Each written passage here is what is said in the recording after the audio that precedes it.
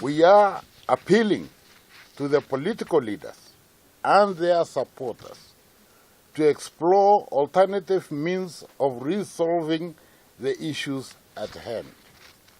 We urge the government and the opposition to act with openness, sobriety, and tolerance in addressing the source of the current impasse. To the Independent and Electoral Commission, IEBC, we urge you to follow the law and provide free, fair, and credible elections.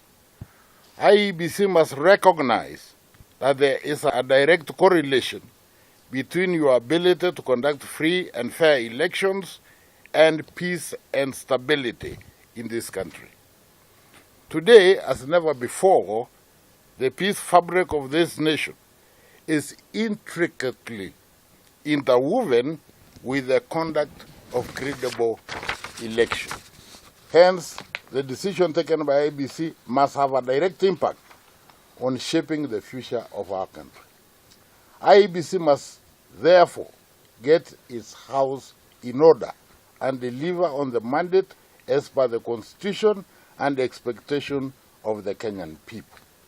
We urge all the stakeholders to give IEBC the necessary support to enable them deliver on their mandate and stop intimidating them and giving them unlawful directions.